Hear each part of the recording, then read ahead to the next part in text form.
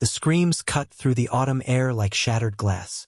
Not the joyful shrieks of children at play, but something else entirely. Raw terror mixed with cruel laughter. On the playground of Riverside Elementary in the quiet town of Millbrook, 8-year-old Tommy Brennan was learning that some monsters didn't live under beds. 3 older boys had cornered him against the chain-link fence that bordered the school property. The leader, a stocky 12-year-old named Derek Voss, held a broken piece of concrete in his hand. His face twisted with the kind of malice that should never exist in a child. Behind him, his 2 followers, Morrison and Kyle Chen, blocked any escape route, their eyes gleaming with anticipation. "Please," Tommy whispered, his small frame pressed against the cold metal fence. His Spider-Man backpack had been torn open, its contents scattered across the woodchips. His glasses, crooked and cracked, hung precariously from one ear. A thin line of blood trickled from his nose where Derek had shoved him. "I didn't do anything wrong. Before we jump back in, tell us where you're tuning in from, and if this story touches you, make sure you're subscribed, because tomorrow, I've saved something extra special for you." Derek laughed, a sound that belonged in nightmares. "Wrong? You exist. That's wrong enough." He hefted the concrete chunk, testing its weight. "You know what we do to freaks like you, Brennan? We make them disappear." The playground supervisor, Mrs. Patterson, was nowhere to be seen. She'd gone inside 20 minutes ago to use the restroom and handle some paperwork, leaving 43 children under the supposed watchful eye of the automated security system. The cameras were positioned to cover the main play areas, but this corner, this forgotten corner where the real predators hunted, remained a blind spot that Derek had discovered weeks ago. Tommy's breath came in short, panicked gasps. This wasn't the first time. For 3 months, ever since his family had moved to Millbrook, Derek and his crew had made Tommy's life a living hell. It had started small, name-calling, shoving, stolen lunches, but it had escalated quickly, systematically, professionally. These weren't typical childhood bullies. There was something calculated about their cruelty, something that spoke to a darkness that ran deeper than simple playground aggression. "My mom will come," Tommy managed, his voice barely audible. "She always comes." "Your mom?" Kyle snickered. "That weird lady who never talks to anyone? She's probably too busy being a freak just like you." They didn't know. None of them knew. They didn't know that Samantha Sam Brennan, 34 years old, was currently in the principal's office having what would later be described as a heated discussion about the school's anti-bullying policies. They didn't know that she'd requested this meeting after discovering the bruises on Tommy's ribs last week, or that she'd been met with bureaucratic double-talk and institutional indifference. They didn't know that before becoming a single mother in a quiet suburban town, Sam had spent 12 years in the Navy. They didn't know about the 8 deployments, the classified operations, the confirmed kills that reached into the triple digits. They didn't know about the Navy Cross gathering dust in a box in her closet, or the commendations for extraordinary valor under fire.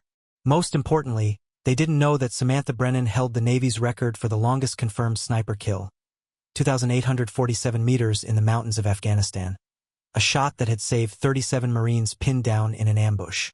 All they knew was that she was the quiet woman who picked up her son every day at 3:15, drove a modest Honda Civic, and worked as a freelance accountant from her home on Maple Street.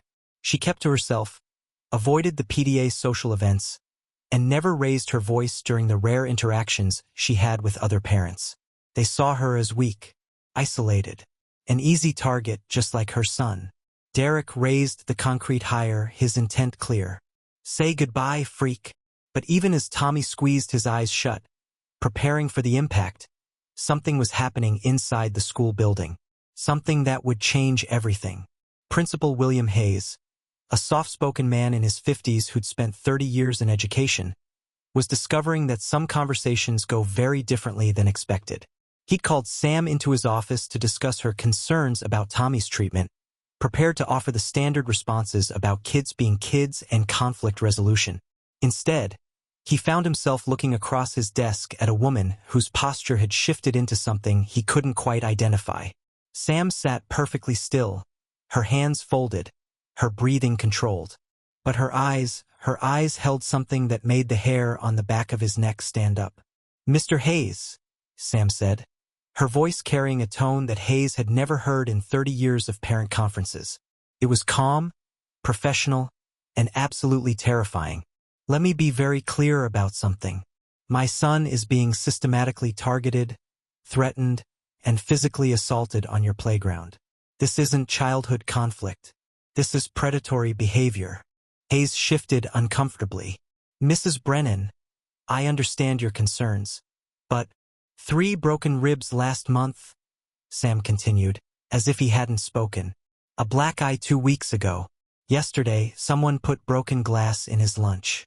Today, I found a note in his backpack that said, and I quote, 'We're going to make you bleed.' Now, Mrs. Brennan, surely you're not suggesting—" "I'm not suggesting anything."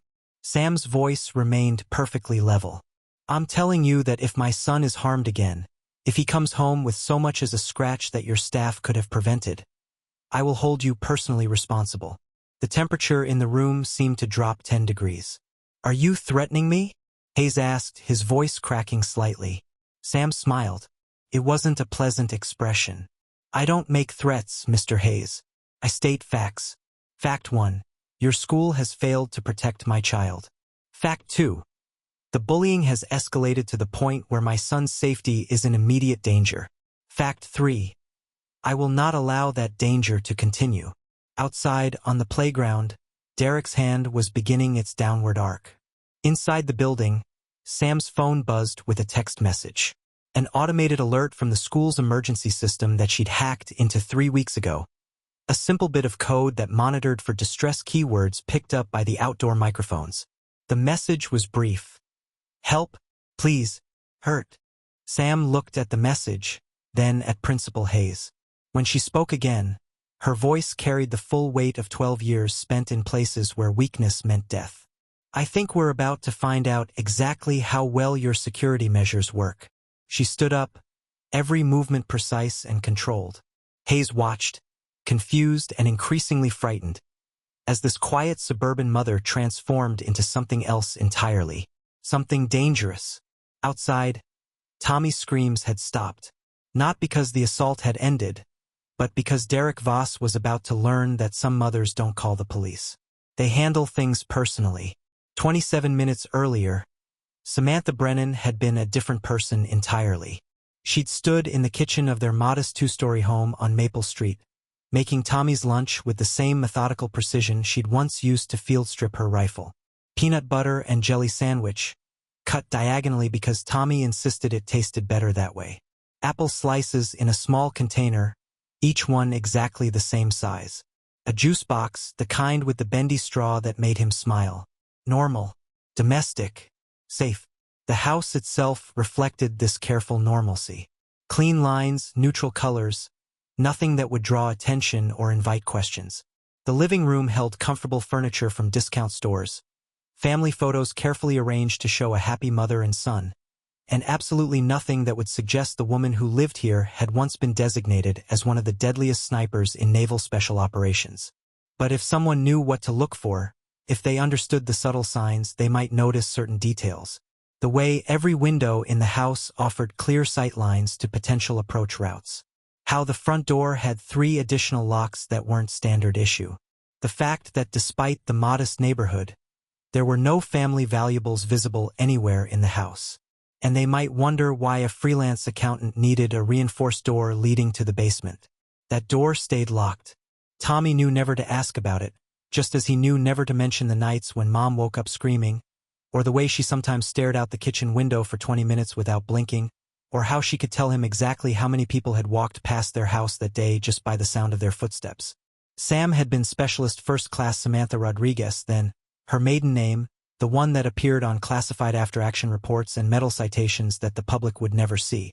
She'd enlisted at 18, fresh out of high school in Phoenix, running from an abusive stepfather and toward something that felt like purpose. The Navy had recognized her gift immediately. Perfect hand-eye coordination, an ability to control her breathing and heart rate that impressed even veteran instructors, and most importantly, the psychological profile that separated true snipers from merely excellent marksmen. She could kill without hesitation when the mission required it, but she felt every single death afterward. 143 confirmed kills over 8 deployments. Each one justified, necessary, sanctioned by the rules of engagement. Each one a weight she carried in the darkness when Tommy was asleep and the house was quiet. She'd left the Navy 6 years ago for the same reason so many good soldiers left. She'd fallen in love. Staff Sergeant Michael Brennan, Army Rangers, had been deployed to the same forward operating base in Syria. They'd had 3 weeks together between missions, 3 weeks that felt like a lifetime in a place where lifetimes were measured in heartbeats. Michael had proposed via encrypted radio from a rooftop in Aleppo while Sam provided overwatch from a building 800 meters away. She'd said yes while watching through her scope as enemy fighters moved through the streets below, ready to eliminate any threat to the man she loved. They'd married during their next leave, a quick ceremony at a courthouse in Norfolk. Tommy had been born 10 months later, a miracle baby who'd survived a pregnancy complicated by shrapnel scars and an emergency C-section performed in a field hospital when Sam went into labor during her final deployment. Michael had been the one to convince her to leave. "Our son needs at least one parent who comes home every night," he'd said, holding Tommy while Sam cleaned her rifle for what she'd promised would be the last time. "And I need to know you're both safe." She'd agreed, filing for discharge and starting the long process of building a civilian life. Michael would finish his commitment, then join them.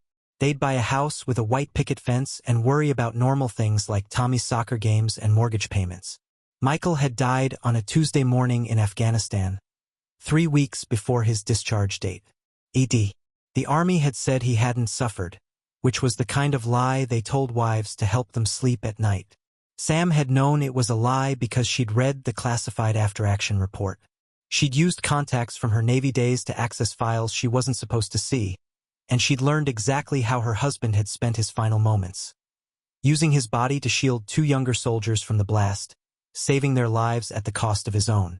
The Army had offered her a hero's funeral with full honors. She'd requested a quiet burial instead. Just her and Tommy and a chaplain who'd never known Michael but spoke about sacrifice and service anyway. After that, Samantha Rodriguez had ceased to exist. She'd taken Michael's name, moved to Millbrook because it was the kind of place where nobody asked too many questions about quiet single mothers, and built a life designed to be invisible. But some skills never fade. Even as she'd learned to navigate PDA meetings and grocery stores and parent-teacher conferences, Sam had maintained her training in the basement behind that locked door. Not because she planned to use those skills again, but because forgetting them felt like betraying the soldiers who hadn't come home. She'd run 10 miles every morning before Tommy woke up, her route carefully planned to identify potential threats and escape routes. She'd practiced combat breathing during his homework time, maintaining the muscle memory that had once kept her steady during 16-hour sniper operations. And late at night, when Tommy was asleep, she'd disassemble and clean her rifles with the same devotion other people reserved for prayer. 3 rifles, to be exact. A Remington 700 for long-range precision work, a Stair Scout for mobility, and a customized AR-15 for close-quarters engagement. Each one legally owned, properly registered, and maintained in perfect condition. Because Sam had learned something during her 12 years in the Navy that civilian life hadn't changed. Sometimes the system fails. Sometimes the good people are outnumbered. Sometimes the only thing standing between innocent people and those who would hurt them is someone willing to pull the trigger. She'd hoped never to be that someone again. But as she'd watched Tommy come home with bruises, seen his grades slip and his smile fade, listened to him cry himself to sleep because the monsters had followed him home from school, Sam had begun to understand that retirement didn't change what you were. It only changed where you fought. The first time Derek Voss had laid hands on her son, Sam had tried the civilian approach. She'd called the school, met with teachers, filled out incident reports, followed proper channels. She'd been the concerned but reasonable parent, working within the system to protect her child. The system had failed. The second time, when Tommy had come home with a black eye, Sam had visited Derek's father. She'd found Nathan Voss at his auto repair shop, introduced herself politely, explained the situation calmly. Nathan had laughed in her face. "Boys will be boys," he'd said, wiping grease from his hands with a rag. Maybe if your kid wasn't such a weirdo, he wouldn't have these problems. Sam had left without another word. But she'd also noted the security cameras, the sightlines, the fact that Nathan Voss left work alone every night at exactly 9:30 p.m.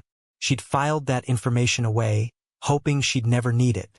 Now, standing in Principal Hayes's office with her phone buzzing its urgent warning, Sam realized that hope had been naive. The civilian approach had failed. The system had failed. The good people had looked the other way, and the monsters had grown bolder. But monsters, Sam knew from experience, were easier to deal with than bureaucrats. Because monsters could be eliminated. As she excused herself from Hayes's office, Sam's mind was already shifting into a mode of thinking she hadn't accessed in 6 years. Threat assessment, asset positioning, rules of engagement. Tommy was in immediate danger. The school had proven incapable of protecting him. The authorities would arrive too late even if they believed her, which left only one option. Sam walked calmly toward the exit, each step measured and purposeful. To any observer, she looked like a concerned mother heading to check on her child. But in her mind, Specialist First Class Samantha Rodriguez was preparing for war. The playground at Riverside Elementary had been designed by committee, which explained why it managed to be both overcrowded and poorly supervised simultaneously. 43 children scattered across an area meant for 20, with sightlines blocked by elaborate jungle gyms that looked impressive in the architectural plans but created perfect blind spots for predators. Mrs. Patterson had been the playground supervisor for 14 years, long enough to develop the kind of institutional blindness that allowed her to see a fight brewing and somehow convince herself it was just spirited play. She'd grown comfortable with her routine, position herself near the main play structure where she could chat with other staff members, occasionally blow her whistle at children who were climbing too high, and count the minutes until her shift ended. Today, that routine had been disrupted by a call from the main office. Something about updated incident report forms that needed her immediate signature. It would only take 5 minutes, they'd assured her. The children would be fine. They always were. She'd left her post at 2:47 p.m., checking her watch and noting that pickup time wouldn't begin for another 28 minutes. Plenty of time to handle the paperwork and return before any parents arrived. She'd made this calculation without considering that some predators operated on schedules that had nothing to do with official dismissal times. Derek Voss had been watching Mrs. Patterson's patterns for weeks. At 12 years old, he possessed the kind of strategic thinking that should have been channeled into advanced academics or leadership programs. Instead, it had been twisted by years of watching his father solve problems with violence and his mother solve problems by pretending they didn't exist. Derek had learned early that the world was divided into 2 categories: predators and prey. His father had taught him this lesson with fists and belt buckles, demonstrating the principle with brutal efficiency every time Derek showed weakness or hesitation. Nathan Voss ran his auto shop the same way he ran his household, through intimidation, fear, and the absolute certainty that might makes right. The strong take what they want. Nathan had explained after Derek's first real fight at age 7, when he'd come home with a bloody nose and tears in his eyes. The weak make excuses. Which one are you going to be? Derek had chosen strength, or at least his interpretation of it. By age 10, he'd assembled a crew. Jake Morrison, whose own father was doing 15 years for armed robbery, understood loyalty based on fear. Kyle Chen, abandoned by his parents at age 6 and bounced between foster homes ever since, desperately needed to belong to something, even if that something was built on cruelty. Together, they'd created their own ecosystem within Riverside Elementary. Teachers saw 3 boys who occasionally got into minor scuffles but generally stayed out of serious trouble. They attended classes, turned in assignments, and displayed the kind of surface-level compliance that allowed overwhelmed educators to focus their attention on more obvious problems. What the teachers didn't see, what they'd been trained not to see, was the systematic campaign of psychological warfare being waged in the spaces between official supervision. Derek had identified his targets carefully. Children who were isolated, different, or lacking in social connections. Kids whose parents were single mothers, deployed military, or too busy with their own problems to pay close attention to playground politics. Students who wouldn't be believed if they reported incidents. or whose complaints would be dismissed as personality conflicts. Tommy Brennan had been perfect. New to the school, obviously intelligent but socially awkward, with a mother who kept to herself and didn't participate in the informal parent networks that governed elementary school social dynamics. Derek had sensed weakness the moment Tommy walked into their 5th grade classroom 3 months ago. The campaign had begun subtly, accidentally bumping into Tommy in the hallway, knocking his books off his desk when the teacher wasn't looking, starting rumors about why his family had moved to Millbrook. Maybe his mom was crazy, maybe they'd been kicked out of their last town, maybe there was something seriously wrong with both of them. When Tommy failed to respond with appropriate submission, Derek had escalated. Physical intimidation during recess, when supervision was minimal. Vandalism of Tommy's locker and belongings. Direct threats delivered in bathrooms and empty hallways where there were no witnesses. Each incident had been calculated to fall just below the threshold that would trigger serious administrative intervention. A push could be explained as an accident. Damaged property could be blamed on carelessness. Threats delivered without adult witnesses became matters of he said. He said that teachers preferred to handle with mediation rather than investigation. Derek had learned to work within the system's weaknesses, exploiting the gaps between what adults wanted to believe and what actually happened when they weren't watching. But today was different. Today, Derek had reached the limits of his patience with Tommy's stubborn refusal to break completely.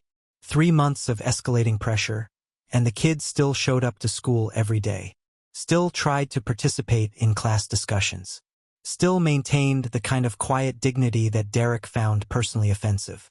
Today was going to end that dignity permanently. He'd planned this confrontation for 2 weeks, studying Mrs. Patterson's patterns, identifying the surveillance blind spots, ensuring that his crew understood their roles. Jake would block the main escape route toward the school building. Kyle would prevent Tommy from running toward the street. Derek would handle the actual lesson in power dynamics. The broken concrete had been gathered days ago from a construction site near Derek's house. Heavy enough to cause serious damage, jagged enough to leave scars that would remind Tommy of this moment for the rest of his life. Derek had tested its weight, practiced his grip, imagined the sound it would make when it connected with flesh and bone. This wasn't random violence. This was education. As Mrs. Patterson disappeared into the school building, Derek gave his crew the signal. They moved with practiced coordination, herding Tommy away from the main playground area and toward their chosen location. Other children continued playing, unaware that a predator was moving among them. Tommy had tried to resist, of course. He'd attempted to join a group of kids playing soccer, but Derek's reputation preceded him. The other children had found sudden excuses to be elsewhere, leaving Tommy increasingly isolated as the playground emptied around him. "Please," Tommy had whispered as they cornered him against the fence. "I didn't do anything to you." Derek had almost felt sorry for him. Almost. The kid really didn't understand how the world worked, did he? He thought fairness mattered. He thought being innocent would protect him. "You exist," Derek had explained, hefting the concrete. "That's enough." Because that was the lesson his father had taught him, wasn't it? That some people were born to be victims. That strength was measured by your willingness to inflict pain on those weaker than yourself. That mercy was just another word for weakness. Derek raised the concrete higher, savoring this moment of absolute power. In 5 seconds, Tommy Brennan would understand his place in the world. In 10 seconds, the lesson would be complete. Derek had made one critical error in his calculations. He'd assumed that Tommy's mother was like every other parent at Riverside Elementary. Well-meaning but ineffective, concerned but ultimately powerless, operating within a system that prioritized bureaucratic procedures over child safety. He'd assumed that Samantha Brennan was a normal suburban mother who would file complaints, schedule meetings, and trust that adults would handle adult problems. He'd never considered that some mothers had different skill sets. As Derek's hand began its downward arc, the emergency alert was already being transmitted to Sam's phone. The message was brief, automatically generated by keywords detected through the school's outdoor monitoring system. A system that Sam had quietly hacked 3 weeks ago when it became clear that official channels were inadequate for protecting her son. She'd installed the hack during a parent volunteer day, spending 47 minutes helping in the computer lab while secretly accessing the school's network architecture. A simple piece of code, designed to monitor for specific distress indicators and alert her immediately when they occurred. The system worked perfectly. As Derek prepared to deliver his lesson in power dynamics, Sam was already in motion. 6 years of civilian life had ended the moment her phone buzzed.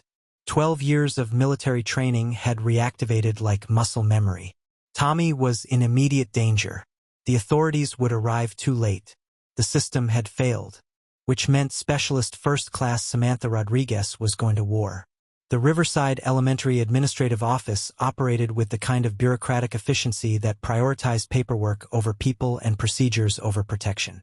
Principal William Hayes had built his career on maintaining the delicate balance between parental concerns and institutional liability, managing to satisfy neither while avoiding anything that might jeopardize his pension or his reputation. At 54, Hayes had survived 3 superintendents, 2 major budget cuts, and countless parent complaints by mastering the art of appearing responsive while remaining fundamentally immobile.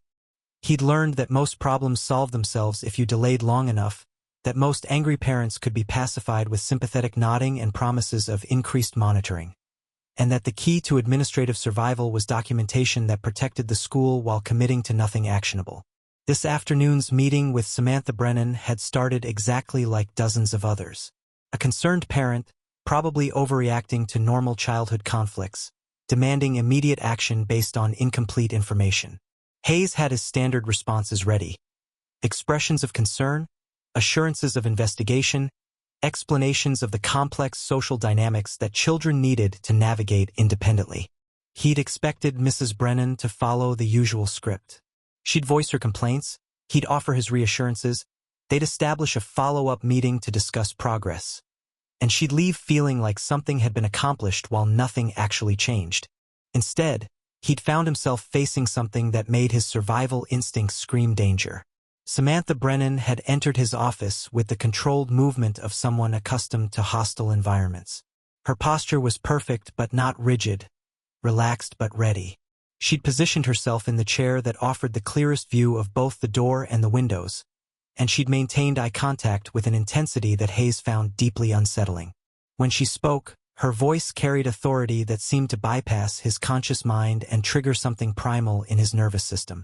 This wasn't the pleading tone of a frustrated parent or the angry demands of someone seeking attention. This was the voice of someone who'd given orders in life-or-death situations and expected immediate compliance. "Mr. Hayes," she'd begun, her tone indicating that this was a briefing rather than a request. "My son has been systematically targeted by Derek Voss and his associates for 3 months. The incidents have escalated from verbal harassment to physical assault to direct threats of serious bodily harm. Your staff has been informed of each incident. Your response has been inadequate." Hayes had attempted his usual deflection techniques. "Mrs. Brennan, I understand your concerns about Tommy's social adjustment." Social adjustment. Sam's repetition of his words carried the kind of contempt usually reserved for enemy combatants. "Is that what you call 3 broken ribs? Now, Mrs. Brennan, surely you're not suggesting that serious injuries occurred on school property without our knowledge." October 15th. Tommy came home with bruising consistent with blunt force trauma to his torso. When I asked him what happened, he said Derek Voss had accidentally tackled him during recess while playing football. No football game was scheduled that day. Hayes reached for his computer, fingers trembling slightly as he accessed the incident reports. There it was, October 15th, notation from Mrs. Patterson about a minor collision during spontaneous playground activities. No medical attention required, no parental notification necessary, no follow-up indicated. October 22nd, Sam continued relentlessly. Black eye. Tommy reported that he'd walked into a door. The bruising pattern was consistent with a closed fist impact, not a collision with a fixed object. Another search, another report. Student reported minor injury from accidental contact with playground equipment. November 3rd. Contusions on his back and shoulders. Tommy claimed he'd fallen downstairs. Your school doesn't have any exterior stairs tall enough to cause those injuries. Hayes's mouth had gone dry. Each incident, filed away with bureaucratic efficiency, categorized as minor accidents or unverifiable complaints. Individually, they seemed manageable. Collectively, they painted a picture that made his stomach twist with a combination of guilt and fear. Yesterday, Sam's voice had dropped to barely above a whisper, forcing Hayes to lean forward to hear her. Someone placed broken glass in my son's lunch container. Sharp fragments mixed with his sandwich. If he hadn't noticed the glass glinting in the light, if he'd taken that bite, she'd reached into her purse and produced a plastic evidence bag containing the contaminated sandwich. The glass fragments were clearly visible, deliberately embedded in the peanut butter with surgical precision. This is attempted murder, Mr. Hayes. Not social adjustment issues. Not childhood conflict. Someone tried to kill my 8-year-old son, and they did it on your watch. Hayes had stared at the evidence, his mind racing through liability calculations and insurance implications. If this went public, if the media got hold of it, if parents started pulling their children from the school. Mrs. Brennan, he'd managed, his voice cracking. If you have evidence of criminal activity, you should contact the police. I did contact the police. Detective Rodriguez filed a report and promised to look into it. That was 6 days ago. Derek Voss hasn't been interviewed. The incident hasn't been investigated. My son continues to attend school with someone who tried to poison him. The temperature in the office seemed to drop. Hayes had dealt with angry parents before, but this felt different. This felt like being evaluated by a predator deciding whether he was worth the effort of killing. Mrs. Brennan, I assure you that we take all allegations of misconduct seriously. Do you? Sam's interruption was soft but carried the weight of absolute authority. Because according to my research, Derek Voss has been involved in 17 documented incidents over the past 2 years. 17 different children have reported problems with him. In every case, the school's response has been mediation, counseling, or administrative delays that effectively protected the aggressor while leaving the victims vulnerable. Hayes hadn't known about her research. He hadn't realized that anyone was tracking patterns across multiple incidents or connecting seemingly unrelated complaints. The school's policy was to handle each case individually, avoiding the kind of comprehensive analysis that might reveal systemic problems. Furthermore, Sam continued, Derek's father, Nathan Voss, has donated $37,000 to the school's athletic programs over the past 3 years. Interesting how complaints about his son tend to disappear into bureaucratic delays. Isn't it? Hayes felt sweat beading on his forehead. The Voss family donations had indeed been substantial, and Nathan had made it clear that continued support depended on the school's understanding of how boys will be boys situations should be handled. Mrs. Brennan, I understand that you're upset, but surely you're not suggesting that we would compromise student safety for financial considerations. I'm not suggesting anything. I'm stating facts. Sam's voice remained perfectly controlled, but Hayes could see something shifting in her eyes. Something that made every instinct he'd developed over 54 years of life scream that he was in immediate danger. Fact 1. Your school has systematically failed to protect my child despite multiple warnings and clear evidence of escalating violence. Fact 2. This failure appears to be connected to financial considerations rather than student welfare. Fact 3. Someone tried to seriously injure or kill my son yesterday, and your response has been to schedule a meeting to discuss my concerns. She'd leaned forward slightly, her movement precise and controlled. Mr. Hayes, let me be very clear about something. I have spent the last 3 months working within your system. I have followed your procedures, respected your authority, and trusted your assurances that the situation would be handled appropriately. That trust has been proven misplaced. Hayes had opened his mouth to offer another bureaucratic deflection, but something in Sam's expression stopped him cold. I am giving you one final opportunity to demonstrate that this institution is capable of protecting children rather than protecting its own reputation. My son's safety is your responsibility. If you cannot fulfill that responsibility, if he is harmed again while under your supervision, then I will hold you personally accountable. Are you threatening me? Hayes had asked, his voice barely a whisper. Sam had smiled, and it was the most terrifying expression Hayes had ever seen. "I don't make threats, Mr. Hayes. I make promises, and I promise you this. If my son comes home with so much as a scratch that your negligence could have prevented, you will discover exactly how seriously I take child protection." That's when her phone had buzzed. Hayes watched in horrified fascination as Sam read the message, her expression shifting from controlled anger to something far more dangerous. When she looked up, the suburban mother was gone entirely, replaced by someone who belonged in war zones rather than elementary school conference rooms. "It appears," Sam said, standing with fluid grace, "that your system has just failed again." She moved toward the door with purpose that made Hayes's survival instincts scream warnings he didn't understand. "Mrs. Brennan, where are you going?" Sam paused at the door, looking back with eyes that held no warmth, no mercy, no trace of the concerned parent who'd entered his office. "To handle this personally." The hallway between Principal Hayes's office and the playground stretched exactly 97 feet, a distance Sam had unconsciously measured during her initial visit to the school 3 months ago. Old habits from a life where knowing exact distances could mean the difference between mission success and catastrophic failure.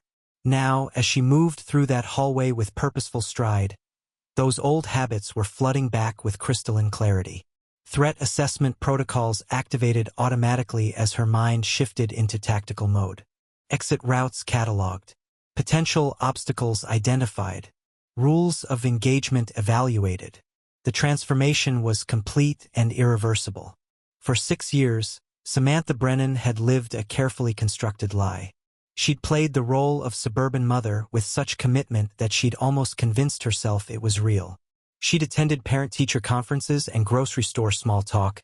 She'd learned the rhythms of civilian life, the casual concerns of people who'd never seen a human being reduced to pink mist by high-velocity rounds. But lies, even well-intentioned ones, eventually collide with truth. As she pushed through the school's front doors, Sam felt the last vestiges of her civilian persona evaporating like morning mist. The woman who worried about PTA meetings and mortgage payments ceased to exist, replaced by the sniper who'd once held an entire enemy platoon at bay for 17 hours while extraction teams repositioned. The playground was visible from here, roughly 200 meters across the parking lot and athletic fields. Through the chain-link fence, she could see clusters of children engaged in typical recess activities, their laughter and shouts carrying on the autumn air. But Sam's attention focused immediately on the far corner, where the fence met the tree line. Her trained eye picked out the anomaly instantly. 3 figures moving with predatory purpose while other children unconsciously avoided that area. Tommy was there, pressed against the fence like a trapped animal. Derek Voss stood over him with something heavy in his hand. Range: approximately 240 meters. Wind minimal, maybe 3 knots from the northwest. Temperature: 54 degrees Fahrenheit. Humidity low. Perfect shooting conditions. For a moment, just a moment, Sam entertained the solution that would have been simplest in her old life. The Remington 700 was locked in her basement safe, but her civilian sedan contained a different tool. A Sig Sauer P320 in 9mm, legally carried with a concealed weapons permit that few people in Millbrook knew she possessed. One shot. Derek Voss would drop like a marionette with severed strings. Tommy would be safe. The threat would be eliminated with surgical precision. But this wasn't Afghanistan or Syria. This wasn't a forward operating base where enemy combatants were clearly defined and rules of engagement permitted lethal force against immediate threats. This was suburban America, where a 12-year-old boy, no matter how dangerous, no matter how malicious, was still legally a child under the protection of laws that Sam had sworn to defend. The civilian solution wouldn't allow her to simply eliminate the threat, which meant she needed a different approach entirely. Sam's mind raced through tactical options with the speed that had once made her legendary among special operations communities. Direct intervention carried risks. She was an adult confronting minors, which invited legal complications and potential charges of assault. The optics would be catastrophic if handled incorrectly. Indirect intervention through authorities would take too long. By the time security or police arrived, Tommy could be seriously injured or dead. The system had already demonstrated its inability to protect him. which left option 3, controlled escalation with precision application of force. Sam smiled grimly as the plan crystallized in her mind. It was elegant in its simplicity, legally defensible, and would send exactly the message that needed sending to both the immediate threat and the system that had enabled it. She reached for her phone, speed dialing a number she hadn't called in 18 months. Rodriguez Security Consulting, answered a gravelly voice that carried the unmistakable authority of a Marine Corps drill instructor. Marcus Rodriguez speaking. Uncle Marcus, Sam said, using the code phrase that identified her as family rather than a potential client. I need immediate assistance with a child protection situation. The voice on the other end shifted instantly from professional courtesy to combat alertness. Marcus Rodriguez, no relation despite the shared surname, had served as Sam's spotter during their final deployment together. He'd saved her life twice and she'd returned the favor 3 times. After leaving the Corps, he'd established a private security firm that specialized in situations where law enforcement was either unable or unwilling to provide adequate protection. Location and threat assessment, Marcus responded without hesitation. Riverside Elementary School, Millbrook. My son is under immediate threat from 3 juvenile aggressors. System failure at multiple levels. Legal intervention insufficient. Need clean resolution with minimal exposure. Understood. ETA 12 minutes. Rules of engagement. Sam considered the question carefully. Marcus was asking whether this was a situation that required permanent solutions or temporary deterrence. In their old life, the distinction had been critical for mission planning. Deterrence with prejudice, Sam replied. Surgical precision. Message delivery priority over elimination. Copy that. Positioning for overwatch and intervention. Stay on channel. Sam ended the call and immediately placed another, this one to Detective James Crawford, the investigating officer who'd taken her report about the poisoning incident 6 days ago and promptly forgotten about it. Detective Crawford came the bored voice of a man who'd clearly given up caring about his job sometime during the Clinton administration. This is Samantha Brennan. My son Tommy is currently under attack at Riverside Elementary. 3 suspects, weapons involved, immediate threat of serious bodily harm. I need units dispatched now. Ma'am, slow down. Are you talking about another playground disagreement? Because we discussed how these things usually. Detective Crawford, Sam interrupted, her voice carrying the kind of authority that made experienced cops stop talking and start listening. If you do not dispatch units to Riverside Elementary immediately, if my son is seriously injured while you waste time with bureaucratic delays, I will hold you personally responsible for failing to respond to a credible threat after being specifically warned. Ma'am, you can't just. I am a Navy veteran with 12 years of combat experience. I know the difference between playground disputes and assault with intent to cause serious bodily harm. This is the latter. Dispatch units now or explain to your superiors why you ignored a direct warning about child endangerment. The line went quiet for several seconds. When Crawford spoke again, his tone had shifted from dismissive to concerned. Units are rolling. ETA 8 minutes. Thank you. Sam ended the call and began moving across the parking lot, her pace controlled but purposeful. Around her, the ordinary world continued its ordinary functions. Parents waited in cars for dismissal time, unaware that a predator was preparing to seriously injure a child less than 300 meters away. But Sam's world had narrowed to tactical considerations and split-second timing. Marcus would arrive first. He'd always been faster than local law enforcement, and his military-grade response time reflected that advantage. Police would follow, providing official authority and documentation for whatever intervention proved necessary. The key was coordination. Sam needed to position herself for maximum effectiveness while maintaining legal defensibility. She needed to be close enough to intervene if the situation deteriorated, but far enough away to avoid charges of vigilante justice. Most importantly, she needed Derek Voss to understand that his victim was no longer unprotected. As she approached the fence line, Sam's phone buzzed with a text from Marcus. In position. Eyes on target. Subject has weapon raised. Intervention imminent unless you abort. Sam typed back quickly. Hold position. Let me try diplomatic solution first. Be ready for immediate escalation. She was 50 meters from the fence when Derek's hand began its downward arc. Diplomatic solutions, Sam realized, were no longer viable. Derek Voss, she called out, her voice carrying across the playground with parade ground authority. The boy's hand stopped mid-swing. He turned toward the sound, confusion and irritation warring across his face. He'd been expecting adult intervention, teachers, security, perhaps even police. But the voice that had stopped him carried something different. Something that made his predatory instincts recognize a superior threat. Sam stood at the fence, hands visible and empty, her posture relaxed but ready. To any casual observer, she looked like a concerned mother checking on playground activities. But Derek Voss, who'd spent his entire life learning to read power dynamics and threat assessments, saw something that made his blood run cold. He saw a predator who'd been hunting far more dangerous prey than 12-year-old boys.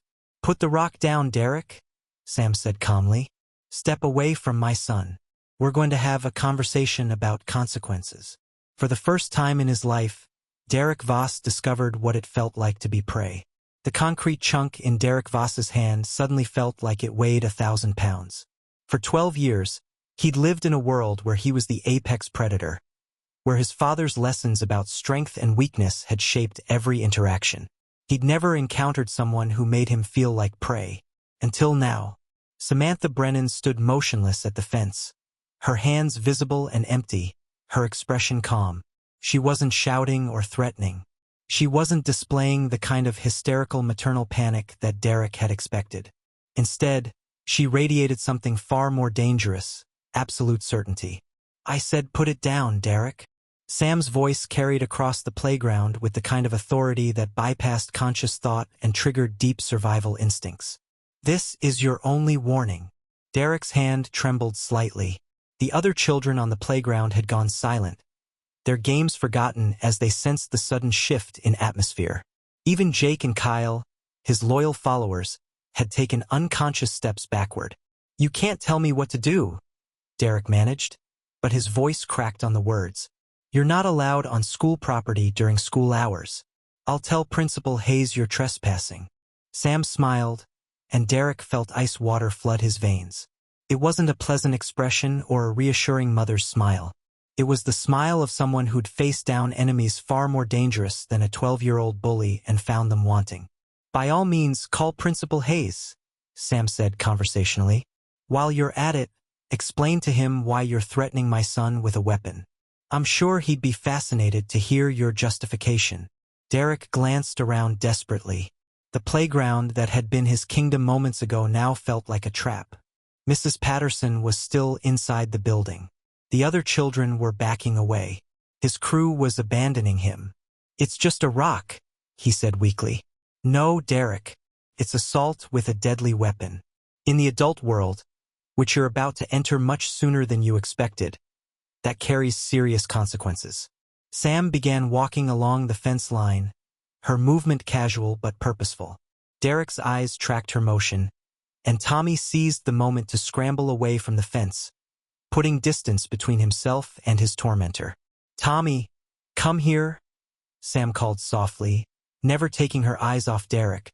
"Stay behind me." Tommy ran to his mother, his relief palpable. Derek watched the reunion with growing desperation.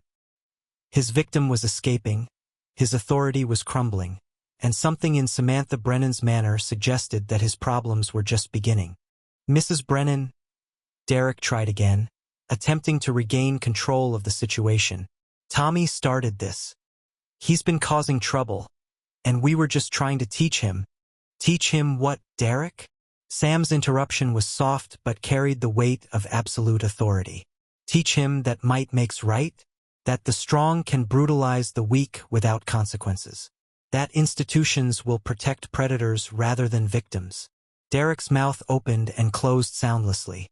These weren't concepts he'd expected to discuss on an elementary school playground. "Because if that's what you believe," Sam continued, her voice never rising above conversational level, "then you're about to learn that you've been operating under false assumptions." In the distance, Derek could hear sirens.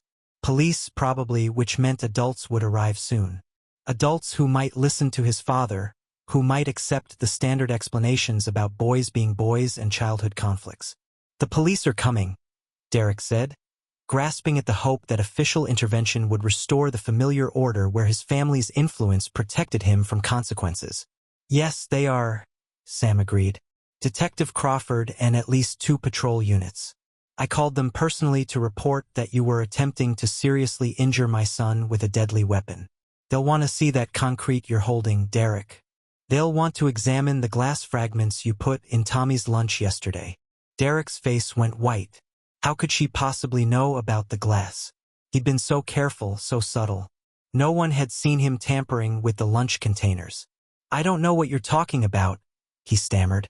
"Of course you do. You're a very intelligent boy, Derek. Too intelligent to pretend that systematic campaign of escalating violence was accidental. Too intelligent to claim that attempted poisoning was a prank." Sam moved closer to the fence, and Derek instinctively backed away. The concrete chunk was still in his hand, but it no longer felt like a weapon. Felt like evidence of his guilt. "Here's what's going to happen," Sam said, her tone shifting into something that sounded like a military briefing. "You're going to put that concrete down and step away from it. You're going to keep your hands visible and wait quietly for the police to arrive. When they question you, you're going to tell them the truth about what you were planning to do to my son."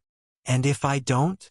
Derek asked, though he already suspected he didn't want to hear the answer. Sam's expression didn't change, but something shifted in her eyes. Something that made Derek understand, with perfect clarity, that he was looking at someone who'd killed people before and wouldn't hesitate to do so again if sufficiently motivated. "Derek," Sam said quietly, "you're 12 years old. You still have a chance to choose a different path. But that choice expires in about 30 seconds when the police arrive. After that, the consequences become adult consequences." The sirens were getting closer now. Derek could see flashing lights in the distance, multiple vehicles converging on the school. His window for controlling this situation was closing rapidly. Preparing and narrating this story took us a lot of time. So if you are enjoying it, subscribe to our channel. It means a lot to us. Now back to the story. "My dad will sue you," Derek said desperately. "He has lawyers. He'll make sure you can't." "Your father," Sam interrupted, "is Nathan Voss, owner of Voss Automotive Repair on Industrial Boulevard. He has 17 outstanding violations with the EPA for improper disposal of hazardous waste, 12 OSHA safety violations that have been overlooked due to political connections, and a history of domestic violence calls that have been dismissed due to his relationship with certain members of the police force." Derek stared at her in shock. How could she possibly know all of that? "More importantly," Sam continued, "your father has been teaching you that strength comes from the ability to hurt those weaker than yourself. That's not strength, Derek. That's cowardice. Real strength is protecting those who can't protect themselves." The first police car pulled into the school parking lot, followed immediately by a second. Derek watched them approach and felt his world shifting beneath his feet. "Put the concrete down, Derek," Sam said one final time. "Choose to be better than what you've been taught." Derek looked at the concrete in his hand, then at Tommy cowering behind his mother, then at the approaching police officers. For 12 years, he'd followed his father's example, believing that might made right and the strong could do whatever they wanted to the weak. But standing here, facing someone who radiated real strength rather than bullying posture, Derek began to understand the difference between power and predation. The concrete chunk fell from his nerveless fingers, landing in the woodchips with a dull thud. "Good choice," Sam said approvingly. "Now keep your hands visible and don't move until the officers reach you." Detective Crawford emerged from the first police car, followed by 2 uniformed officers. As they approached the fence, Sam could see the confusion and concern on their faces. They'd expected to find a simple playground dispute, not a tactical situation that required careful handling. "Mrs. Brennan," Crawford called out. "What's the situation here?" "Detective Crawford," Sam replied formally. "I've apprehended the suspect in the assault case I reported 6 days ago. He was in the process of attacking my son with that concrete chunk you can see there in the woodchips. I've secured his voluntary surrender, and he's prepared to cooperate with your investigation. Crawford looked at Derek, who stood frozen with his hands at his sides, then at Tommy pressed against his mother's back, then at the concrete chunk lying in evidence.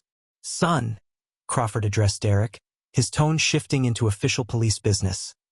I'm going to need you to stay exactly where you are while we sort this out. Don't move, don't touch anything, and keep your hands where I can see them. Derek nodded mutely, too terrified to speak. As the officers began securing the scene and separating witnesses, Sam felt a small hand slip into hers. Tommy looked up at her with eyes that held equal parts relief and amazement. Mom, he whispered. How did you make him stop? Sam squeezed his hand gently, her expression softening for the first time since receiving that emergency alert. Sometimes, sweetheart, she said quietly, bullies only understand one language. I just happened to be fluent in it. The playground that had been Derek Voss's hunting ground was now a crime scene, and the boy who'd terrorized dozens of children over 2 years was discovering what consequences felt like. But more importantly, Tommy Brennan was safe, and his mother had shown him that some protectors don't call for help. They become the help that others call for. The aftermath unfolded with the kind of controlled chaos that Sam remembered from military operations: multiple moving parts, clear hierarchies of authority, and the systematic documentation of events that would later be dissected in after-action reports. Detective Crawford had taken charge of the scene with surprising efficiency, his earlier dismissive attitude replaced by the focused professionalism of someone who recognized that this situation was far more serious than a typical playground dispute. Within minutes, he'd established a perimeter, separated the witnesses, and begun the methodical process of evidence collection.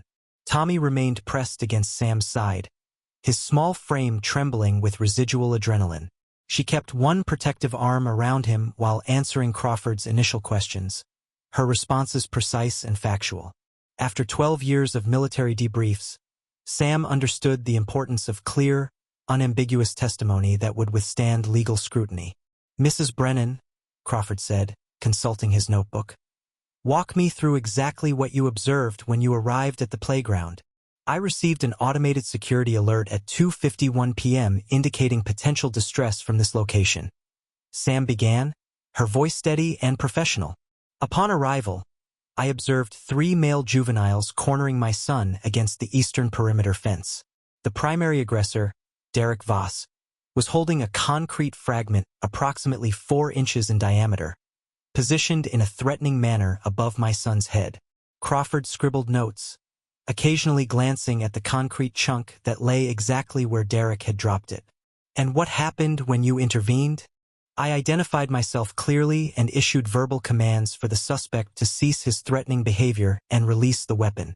He complied after approximately 30 seconds of verbal engagement.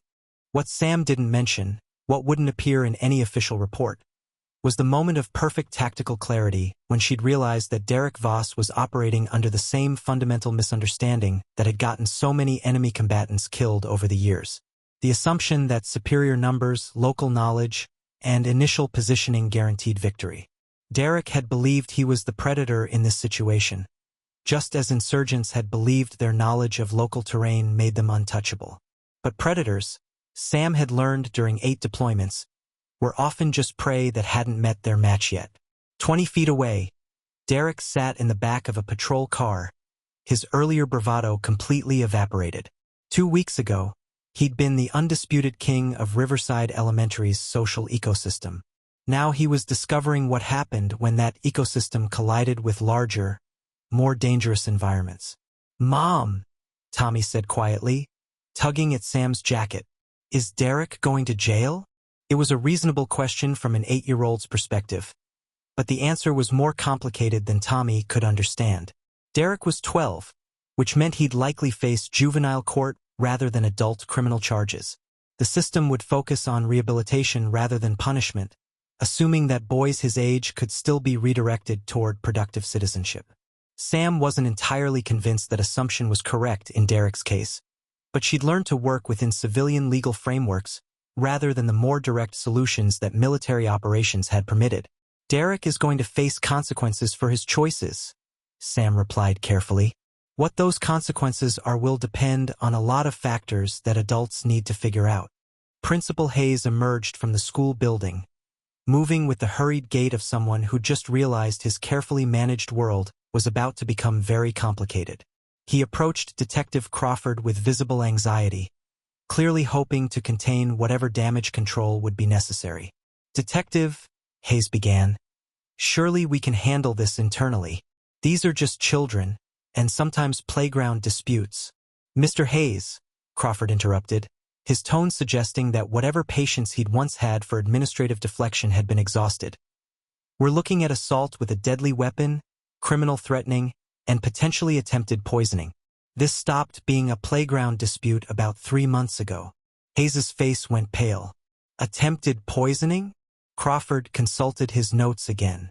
"Mrs. Brennan reported that someone placed glass fragments in her son's lunch container yesterday.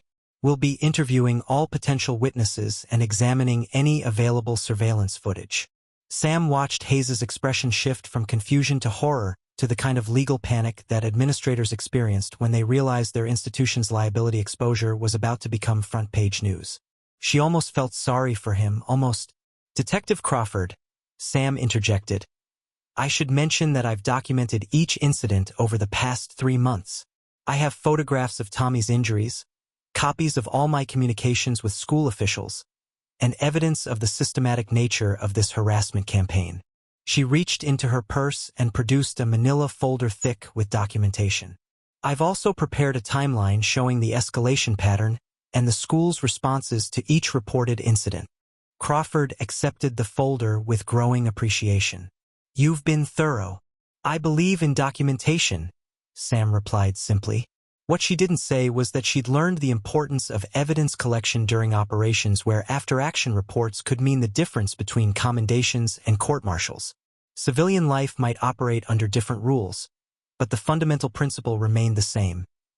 Document everything, assume nothing, and prepare for the worst-case scenario.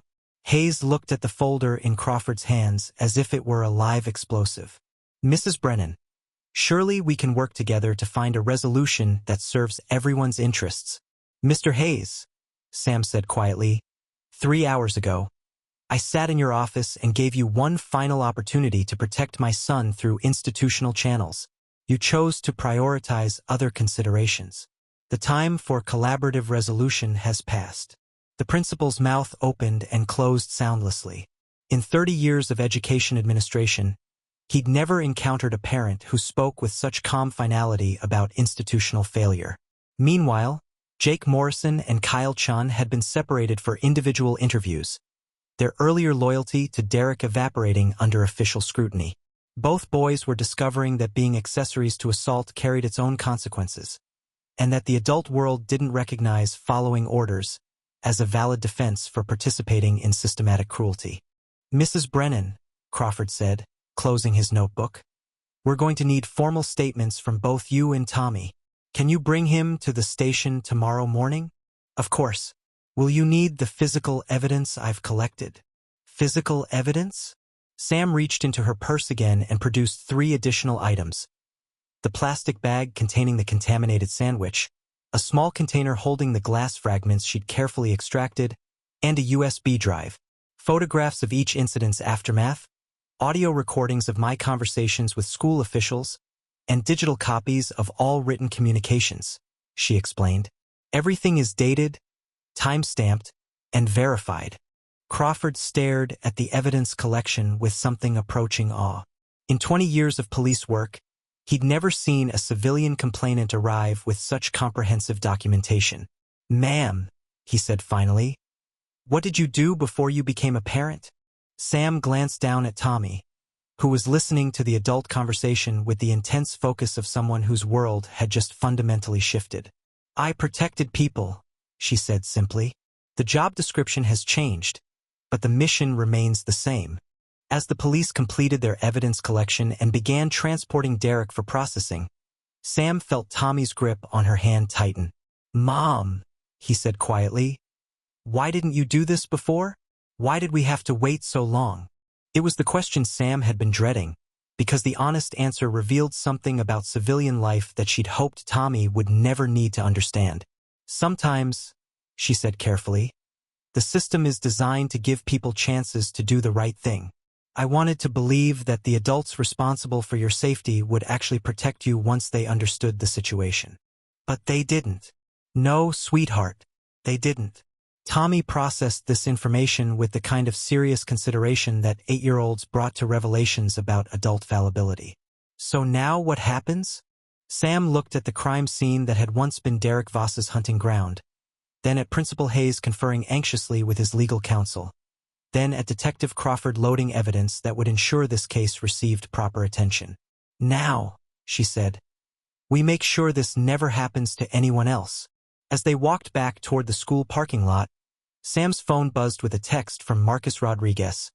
Mission complete. Target neutralized through legal channels. Outstanding tactical execution. Semper Fi. Sam smiled and typed back, thanks for the overwatch. Tommy's safe. That's all that matters. But even as she wrote those words, Sam knew that Tommy's immediate safety was just the beginning. Derek Voss had been neutralized, but the system that had enabled him remained intact. The administrators who'd prioritized political considerations over child welfare were still in positions of authority. The institutional culture that protected predators while abandoning victims hadn't changed. Tommy was safe, but dozens of other children remained vulnerable. And Samantha Brennan, who'd spent 12 years protecting Americans in foreign war zones, was beginning to understand that her most important mission was just getting started. This time, the enemy was domestic, the rules of engagement were more restrictive, and the stakes were higher than any deployment she'd ever faced. But for the first time in 6 years, she felt like herself again. The notification came at 6:47 a.m. the following Tuesday, exactly 1 week after Derek Voss had been arrested on charges of assault with a deadly weapon, criminal threatening, and tampering with food products. Sam was in the kitchen preparing Tommy's breakfast when her phone chimed with an email from the Millbrook County District Attorney's office. She read it twice, her expression growing darker with each word. Mom! Tommy looked up from his cereal, sensitive to the subtle changes in his mother's demeanor that most people would have missed entirely. What's wrong? Sam set down her phone carefully, the same controlled movement she'd once used when handling live explosives. Nothing you need to worry about, sweetheart. Finish your breakfast. But it was something to worry about, and Sam's mind was already racing through tactical implications and response strategies. The email, signed by Assistant District Attorney Jennifer Walsh, was brief and professionally worded, but its meaning was crystal clear. Derek Voss would not be facing trial. The charges were being dropped due to prosecutorial discretion regarding juvenile offenders and the availability of alternative resolution methods that better serve community interests. Derek would be enrolled in a court-supervised counseling program, perform 40 hours of community service, and write a letter of apology to Tommy. No criminal record. No public acknowledgement of guilt. No consequences that would follow him into high school, college, or adult life. The system had failed again. Sam had expected this outcome, had prepared for it, actually.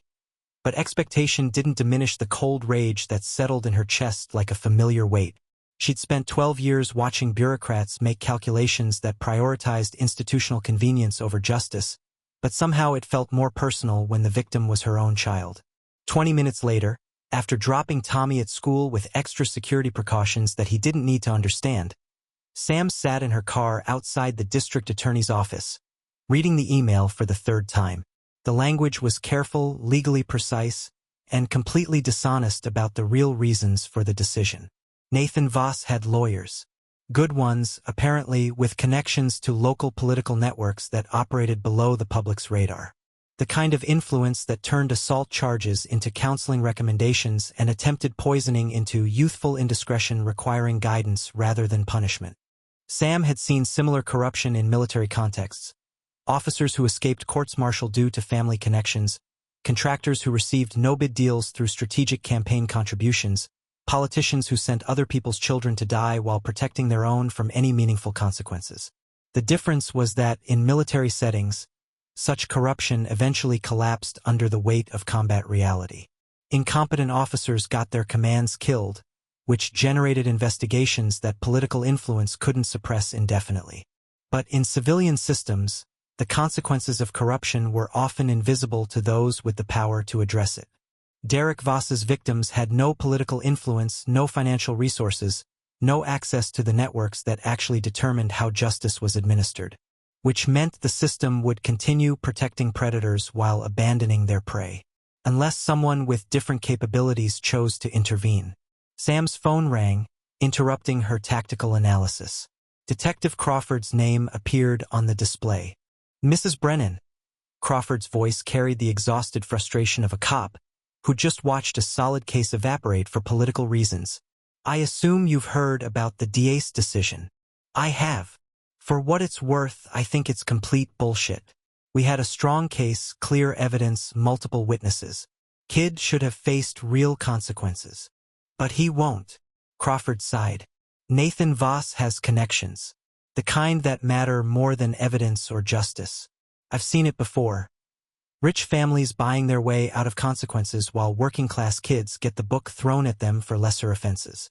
Sam appreciated Crawford's honesty, even as it confirmed her worst assumptions about how the system actually operated. "Detective," she said carefully, "what happens if Derek reoffends? What happens when he escalates to more serious violence? Honestly, the next victim better hope they have better lawyers than the Voss family." After ending the call, Sam sat in the district attorney's parking lot for another 10 minutes, watching well-dressed professionals hurry between meetings where they would make decisions that affected people's lives without ever having to face the consequences of their choices. She thought about the Taliban fighters she'd eliminated during her tours in Afghanistan. Young men who'd been recruited, trained, and deployed by organizations that convinced them their cause justified any level of violence against innocent people. Those fighters had been products of systems that rewarded cruelty and punished mercy. Derek Voss was being shaped by a similar system, just one that operated within legal frameworks rather than outside them. His father's lessons about might making right were being reinforced by a justice system that demonstrated that wealth and connections mattered more than evidence or accountability. In 5 years, Derek would be 17 and capable of inflicting adult-level damage on his victims. In 10 years, he'd be an adult with no criminal record and a documented pattern of escalating violence that the system had repeatedly chosen to ignore. How many future victims would suffer because Jennifer Walsh had decided that alternative resolution methods were preferable to holding a dangerous child accountable for his actions? Sam's phone buzzed with a text from Tommy. "Derek's back at school. He's telling everyone the charges were dropped. He's laughing about it." The cold rage in Sam's chest crystallized into something harder and more focused. The system had made its choice. Derek Voss would face no meaningful consequences for his campaign of terror, and the officials responsible for that decision would sleep soundly, convinced they'd chosen compassion over justice. But Sam had learned something during her years in uniform that civilian authorities seemed to have forgotten. Sometimes mercy toward predators was cruelty toward their victims. Sometimes the system's failure to dispense justice created moral obligations that extended beyond legal frameworks. Sometimes good people had to choose between following laws and protecting innocence. Sam started her car and drove toward Riverside Elementary, her mind already shifting into tactical mode. Derek Voss might have escaped legal consequences, but he was about to discover that justice operated on multiple levels. And some levels didn't require courtrooms or lawyers or political connections. They just required someone willing to ensure that predators understood the difference between legal immunity and actual safety. As she parked outside the school, Sam's phone rang again. This time, the caller ID showed a number she recognized but hadn't expected to see. "Samantha," came the gravelly voice of Colonel Marcus Chen, her former commanding officer and the man who'd recommended her for the Navy Cross. "I heard about your situation through certain channels. Thought you might want to know that some of your old teammates are concerned about your family's welfare." Sam felt something shift in her chest. "Sir, word travels fast in the community, Rodriguez. What happened to your boy, the system's failure to address it appropriately? These things matter to people who understand what real justice looks like." "Colonel, I'm handling the situation through appropriate channels." "I'm sure you are. But if those channels prove insufficient, If you need resources that aren't available through civilian authorities, you should know that certain services remain available to decorated veterans. The offer was oblique but unmistakable. Marcus was telling her that off-the-book solutions were available if legal remedies continued to fail. The kind of solutions that had once been standard operating procedure in environments where the survival of good people depended on the permanent elimination of threats. "I appreciate that, sir," Sam said carefully, "but I'm hoping civilian solutions will prove adequate." "Of course. But hope, as you know, is not a tactical strategy. Keep your options open, specialist.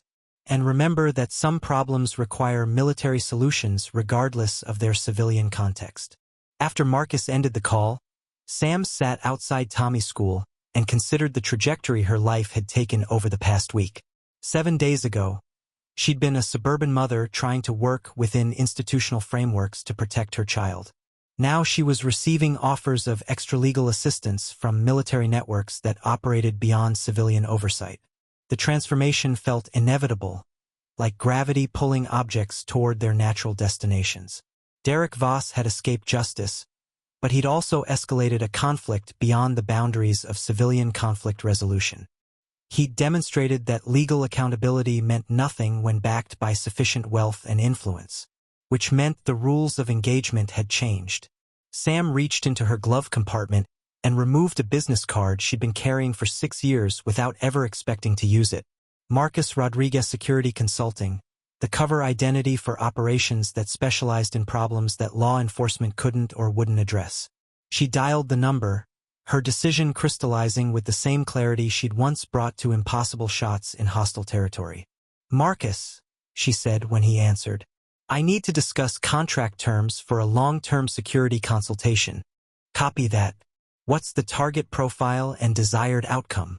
"Juvenile predator with systematic escalation patterns and institutional protection. Objective is behavioral modification through comprehensive deterrence." "Understood. Non-lethal parameters." Sam thought about Derek Voss laughing about escaped consequences, about Tommy's relief turning back to fear, about all the future victims who would suffer because the system had chosen politics over protection. "Negotiable," she said finally.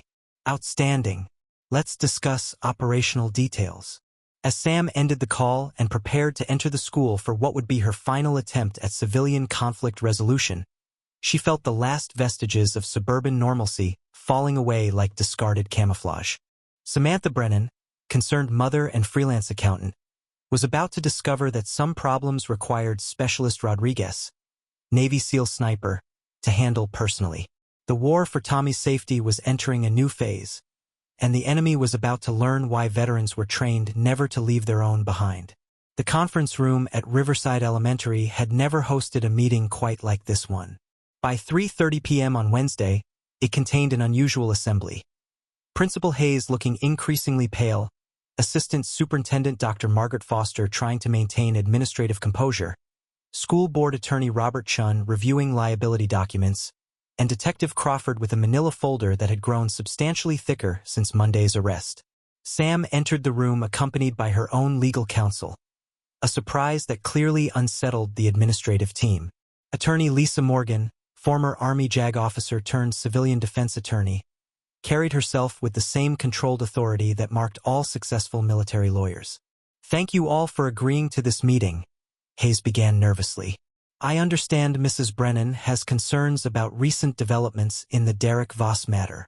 "Concerns," Sam repeated quietly. "That's an interesting choice of words for systemic institutional failure." Dr. Foster leaned forward, attempting to regain control of the narrative. "Mrs. Brennan, while we all sympathize with your family's situation, we must consider what's best for all students involved. Derek is also a child who deserves the opportunity for rehabilitation rather than permanent stigmatization." Sam studied Foster's face with the kind of clinical assessment she'd once reserved for enemy targets. Mid-50s, career administrator, the type who'd built her success on avoiding controversy rather than addressing problems. Exactly the kind of institutional functionary who enabled predators through strategic inaction. "Dr. Foster," Sam said, her tone carrying just enough edge to make the older woman uncomfortable. "How many other families have you given that exact speech?" How many other victims have been sacrificed on the altar of Derek Voss's rehabilitation? The room went silent. Hayes glanced at the school board attorney, clearly hoping for intervention that didn't come. Mrs. Brennan, Attorney Chen said carefully, I think we're all here because we want to find a constructive path forward. What would you like to see happen? Lisa Morgan opened her briefcase and placed a thick document on the conference table. My client has prepared a comprehensive analysis of this institution's handling of student safety over the past 3 years. The patterns we've identified are concerning. Hayes's face went ashen as he recognized the implications. What kind of analysis? 47 documented incidents involving Derek Voss since his enrollment. Morgan began, consulting her notes. 31 formal complaints filed by parents. 0 meaningful disciplinary actions resulting in permanent behavior modification. She placed a second document on the table. Additionally, we've identified similar patterns with 6 other students who've engaged in systematic harassment with minimal consequences. The total number of affected families is 83. Dr. Foster's composure cracked slightly. That's impossible. We would have records. You do have records, Sam interrupted. You have individual incident reports filed separately, handled by different administrators, with no systematic analysis connecting patterns across time or victims. It's an excellent system for protecting institutional liability while ensuring that predatory behavior continues unchecked. Detective Crawford had been listening with growing interest. Mrs. Brennan, are you saying there are other cases similar to your son's situation? I'm saying, Sam replied, that Derek Voss is not an isolated incident. He's the product of an institutional culture that has prioritized political convenience over child safety for years. Lisa Morgan placed a third document on the table. Mrs. Brennan has documented communications with 12 other families whose children have been victimized by the same individuals. These families were unaware of each other's experiences because the school deliberately compartmentalized each case to avoid recognizing systematic patterns. The room fell silent except for the sound of Hayes's increasingly labored breathing. Crawford leaned forward, his expression shifting from professional courtesy to genuine investigation mode.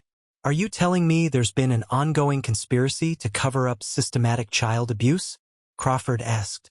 Not conspiracy, Sam clarified. Institutional inertia combined with strategic ignorance. Much more dangerous than conspiracy because it operates through established procedures rather than criminal intent. Hayes found his voice, though it cracked with strain. Mrs. Brennan, surely you're not suggesting that we've deliberately... Mr. Hayes, Sam interrupted, 6 weeks ago, I provided you with photographic evidence of my son's injuries. You filed it under parental concerns requiring follow-up monitoring. 4 weeks ago, I presented you with a threatening note found in Tommy's backpack. You classified it as interpersonal conflict requiring mediation. 2 weeks ago, I showed you evidence of food tampering that could have seriously injured or killed my child. You scheduled a meeting to discuss communication strategies between affected families. She leaned forward slightly, her movement precise and controlled. At no point did you treat these incidents as what they actually were. Escalating criminal behavior that required immediate intervention and permanent removal of the threat. Instead, you managed each incident individually to minimize liability exposure while ensuring the predator remained in position to continue victimizing children. Dr. Foster attempted to regain administrative ground. Mrs. Brennan, we follow established protocols for handling student conflicts. Your protocols, Lisa Morgan interrupted, are designed to protect the institution rather than the students it's supposed to serve. My client has documented similar failures in districts across 3 states, all using identical administrative strategies to avoid accountability. Crawford was taking notes now, his earlier dismissive attitude completely abandoned. Mrs. Brennan, you mentioned 12 other families. Are they willing to provide statements? Sam smiled, and it wasn't a pleasant expression. Detective, they've been waiting 3 years for someone to ask them that question.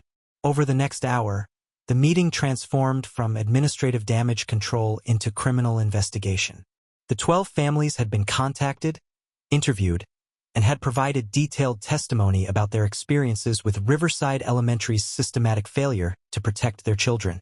The pattern was unmistakable. Reports filed, concerns expressed, evidence provided, and then bureaucratic delays until families either gave up or moved their children to different schools. Derek Voss and his associates had been allowed to operate with impunity while administrators maintained plausible deniability through carefully worded documentation. The most disturbing element, Lisa Morgan explained, is that this appears to be institutional policy rather than administrative incompetence. The system works exactly as designed, to protect the school from liability while ensuring that problem students remain enrolled and generating per-pupil funding. Hayes looked like he was about to be sick. Mrs. Brennan, if we've made mistakes in handling these situations. You haven't made mistakes, Sam said quietly. You've made choices. You've chosen to prioritize your institution's reputation over children's safety. You've chosen to protect predators rather than victims. You've chosen to enable systematic abuse through administrative inaction. Detective Crawford closed his notebook and looked directly at Dr. Foster. Ma'am, I'm going to need access to all student disciplinary records for the past 3 years. We're opening a formal investigation into potential institutional child endangerment. The transformation in the room's power dynamic was complete. What had begun as an administrative meeting to manage a troublesome parent had become a criminal investigation that threatened to expose years of systematic failure. But Sam wasn't finished. There's one more thing, she said, reaching into her briefcase. Yesterday, Derek Voss returned to school and resumed threatening my son. When I contacted your office, Mr. Hayes, I was told that since criminal charges had been dropped, the school couldn't take disciplinary action against Derek without new incidents requiring documentation. She placed a digital recording device on the table. This is Tommy's conversation with Derek during lunch yesterday. Derek informed my son that the charges being dropped proved that nobody cares what happens to freaks like you, and that he would resume his campaign of harassment immediately. She pressed play, and Derek's voice filled the room with chilling clarity. You think your psycho mom scared me? She can't protect you forever. I'm going to make you pay for getting me arrested, and next time I won't leave evidence. The silence that followed was deafening. Crawford reached for the recording device. Mrs. Brennan, this is evidence of criminal threatening and witness intimidation. Yes, Sam agreed. It's also evidence that your institutional rehabilitation approach has been completely ineffective. Dr. Foster finally spoke, her voice barely above a whisper. What do you want from us? Sam looked around the table at the administrative officials who'd spent 3 years enabling a predator while protecting their own careers. I want Derek Voss permanently removed from this school, she said simply. I want systematic changes to prevent future victimization. And I want accountability for the officials who allowed this situation to continue. And if we refuse? Hayes asked weakly. Sam's expression didn't change, but something shifted in her eyes that made everyone in the room suddenly aware they were dealing with someone far more dangerous than they'd realized. Mr. Hayes, she said quietly, refusing is no longer an option you have. The war for Tommy's safety had just expanded beyond individual protection to systematic change, and the institutional forces that had enabled Derek Voss were about to discover that some battles couldn't be won through administrative maneuvering. The transformation began at 6 a.m. on Friday morning, exactly 48 hours after the recording of Derek's threats had been delivered to Detective Crawford and the county prosecutor's office. This time, there were no political phone calls, no behind-the-scenes negotiations, no administrative delays designed to protect institutional interests. This time, the evidence was overwhelming, documented, and impossible to dismiss. Derek Voss was arrested at his home while eating breakfast, the charges reading like a prosecutor's dream. Criminal threatening, witness intimidation, conspiracy to commit assault, and violation of the conditions that had led to his previous charges being dropped. The arrest was captured by 3 news crews that had somehow learned about the timing. A coincidence that Derek's expensive lawyers would later claim was evidence of media manipulation. Sam watched the coverage from her kitchen while preparing Tommy's lunch, the same methodical process she'd followed every morning for 3 months, but with one crucial difference. Today, she was packing a lunch that wouldn't be contaminated, stolen, or used as a weapon against her son. Nathan Voss appeared on the morning news, flanked by attorneys and radiating the kind of indignant fury that wealthy men displayed when their influence failed to protect them from consequences. His statement was predictable. His son was being persecuted by a vindictive military veteran who'd manipulated the system to destroy an innocent child's life. "My boy made some mistakes," Nathan declared to the cameras. "But he's 12 years old. He deserves rehabilitation, not destruction by some psychotic former soldier who can't adjust to civilian life." Sam smiled grimly at the television. Nathan Voss had just made a critical tactical error. He'd shifted the conversation from Derek's criminal behavior to Sam's military service. And unlike Derek's carefully hidden campaign of terror, Sam's service record was a matter of public documentation. By 8 a.m., the story had been picked up by national networks.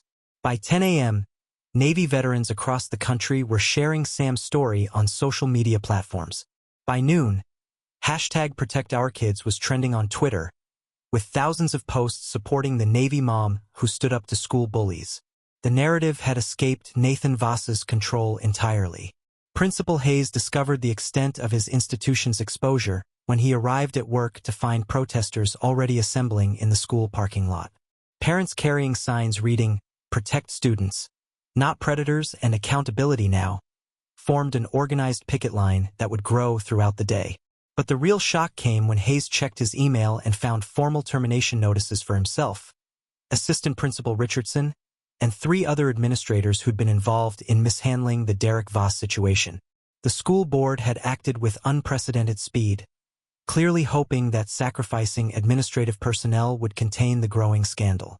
Dr. Foster, the assistant superintendent who'd spent years perfecting the art of institutional deflection, was placed on administrative leave pending a full investigation into district-wide policies regarding student safety and administrative accountability. Sam received the news via text from Lisa Morgan. Complete administrative restructuring announced. New superintendent promising comprehensive policy review. Media pressure working perfectly. The legal strategy had been elegant in its simplicity. Rather than pursuing expensive civil litigation that could drag on for years, Sam had chosen to create a public accountability moment that made continued institutional failure politically impossible. Detective Crawford called at 1:30 p.m. with an update that confirmed Sam's tactical assessment. "Mrs. Brennan, I wanted you to know that Derek Voss has been remanded to juvenile detention pending psychological evaluation. The judge reviewed the pattern evidence you provided and determined that he poses an ongoing threat to community safety." "What about the other cases?" Sam asked. "We're opening investigations into all 47 documented incidents. The new school administration has agreed to full cooperation, including access to previously sealed records." For the first time in months, Sam felt something approaching satisfaction. Derek Voss was in custody. The administrators who'd enabled him were facing consequences, and the systematic changes necessary to prevent future victimization were beginning to take shape. But the most important call came at 3:15 p.m., just as school dismissed. "Mom!" Tommy's voice carried joy that Sam hadn't heard since before their move to Millbrook. "Derek's gone. They said he's not coming back. And Jake and Kyle aren't bothering anyone either." Sam closed her eyes, feeling tension she hadn't realized she'd been carrying finally begin to release. "How do you feel, sweetheart?" "Safe," Tommy said simply. "For the first time since we moved here, I feel safe." That evening, Sam received an unexpected visitor. Colonel Marcus Chun stood on her front porch in civilian clothes, but his bearing remained unmistakably military. "Permission to come aboard, Specialist?" he asked with the hint of a smile. Sam invited him in, curious about what had brought her former commanding officer to suburban Millbrook. "I wanted to see how you were handling the transition," Marcus said, accepting her offer of coffee. "Going from civilian problem-solving back to operational mindset can be challenging." "Sir." Marcus gestured toward the television, where evening news was still covering the story. "You've conducted a textbook psychological operations campaign against a target with superior resources and political protection. Used media manipulation, legal pressure, and public accountability to achieve objectives that direct confrontation couldn't accomplish.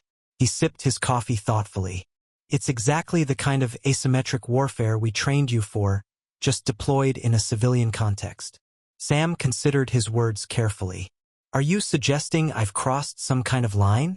On the contrary, Marcus replied. I'm suggesting you've found the perfect application for your skill set.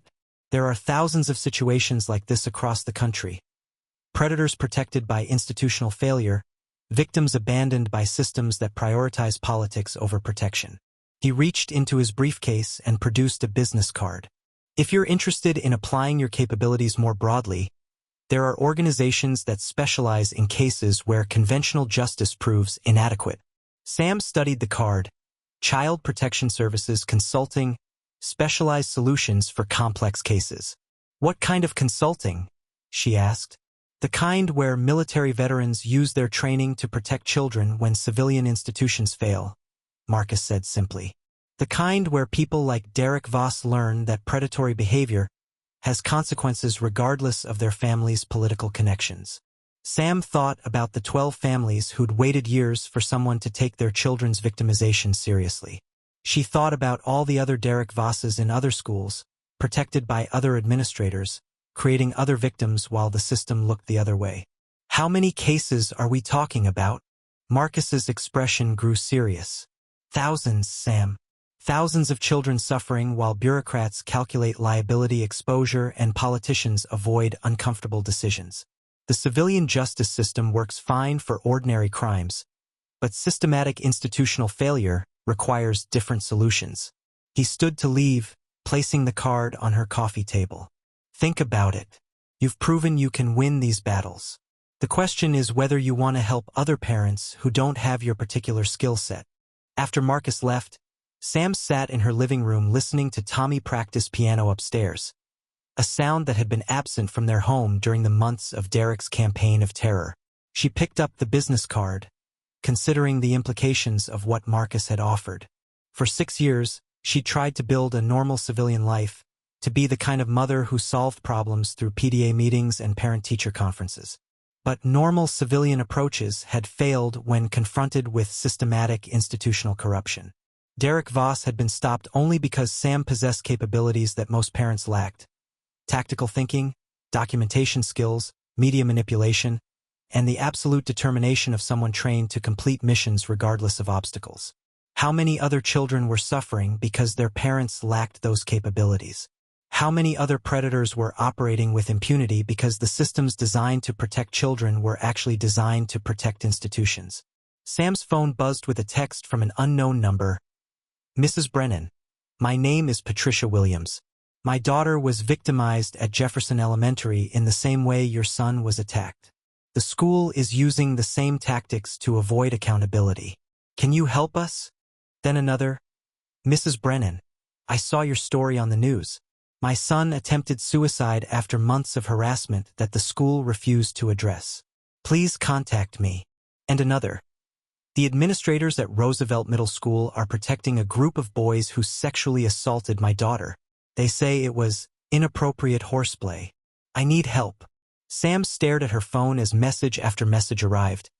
Dozens of parents reaching out for help, each representing a child failed by institutions that prioritize their own interests over student safety.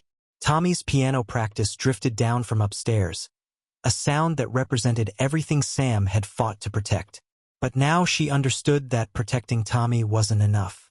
There were hundreds of other children who deserved the same safety, the same justice, the same protection that Sam had secured for her son. She picked up Marcus's business card and dialed the number. Colonel, she said when he answered. I'm interested in discussing expanded mission parameters. Outstanding, Marcus replied. Welcome back to active duty, Specialist. There's a lot of work to do. As Sam ended the call and began responding to the desperate messages from parents across the country, she realized that her war for Tommy's safety had evolved into something larger and more important. She was no longer just protecting her son. She was protecting everyone's children from the predators that institutions refused to stop. And she was very, very good at her job.